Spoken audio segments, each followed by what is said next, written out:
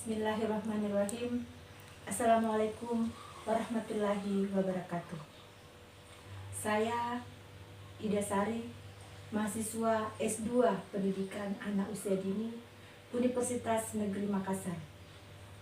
Pada kesempatan ini akan mempresentasikan intervensi masalah perlindungan anak. Kita ketahui bersama bahwa anak merupakan generasi penerus sekaligus menentukan kualitas sumber daya manusia di masa depan. Adapun pengertian dan konsep intervensi masalah perlindungan anak adalah segala kegiatan anak menjamin dan melindungi anak dalam hak-haknya agar anak dapat hidup, tumbuh, berkembang, dan berpartisipasi secara optimal sesuai dengan hak dan martabat kemanusiaan, serta dapat perlindungan dari kekerasan dan diskriminasi sesuai dengan Undang-Undang Nomor 23 Tahun 2002. Dijelaskan lebih lanjut tentang hak anak dalam Undang-Undang Nomor 35 Tahun 2014 tentang perlindungan anak di dalam pasal 4 sampai dengan pasal 18.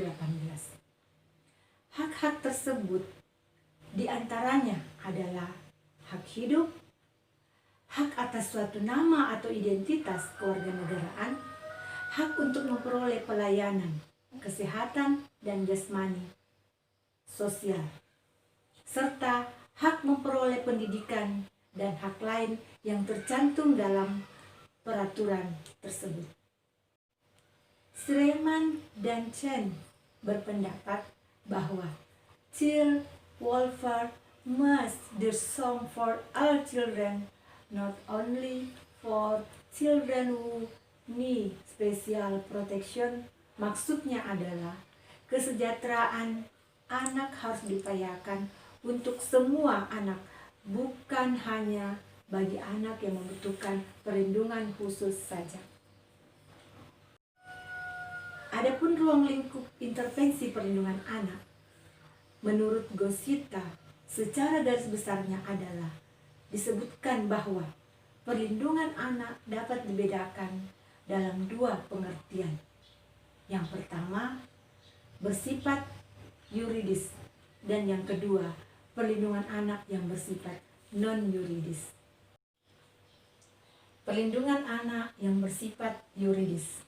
Yang pertama, perlindungan hukum dalam bidang politik, yaitu perlindungan hukum terhadap rakyat dalam ranah publik, di mana tindakan hukum publik yang dilakukan oleh penguasa dalam menjalankan fungsinya sebagai pemerintah. Yang kedua, perlindungan hukum dalam bidang perdata. Tindakan hukum dalam bidang keperdataan seperti jual beli, sewa menyewa, membuat perjanjian, dan sebagainya. Perlindungan dalam bentuk perdata biasanya terkait tentang perizinan yang dilakukan kepada pihak swasta, perorangan yang dilakukan oleh pemerintah dalam memberikan izin. Sedangkan perlindungan anak yang bersifat non-yuridis ada 3, yaitu bidang sosial, bidang kesehatan, dan bidang pendidikan. Bidang sosial berhubungan dengan perlindungan anak untuk masyarakat dan bersosial, serta pengadaan kondisi sosial dan lingkungan yang kondusif bagi pertumbuhan anak. Bidang kesehatan berhubungan dengan perlindungan atas kesehatan jasmani maupun rohani. Bidang pendidikan meliputi hak anak untuk mendapatkan pengajaran baik secara reguler maupun non-reguler, serta perlindungan kualitas pendidikan melalui berbagai program beasiswa dan pengadaan fasilitas pendidikan yang lebih lengkap dan canggih. Adapun strategi atau model intervensi perlindungan anak. Menurut Arif dan Muladi mengatakan bahwa terdapat dua model perlindungan, yaitu model hak-hak prosedural dan model pelayanan. Model hak-hak prosedural adalah menekankan korban berperan aktif di dalam proses peradilan pidana.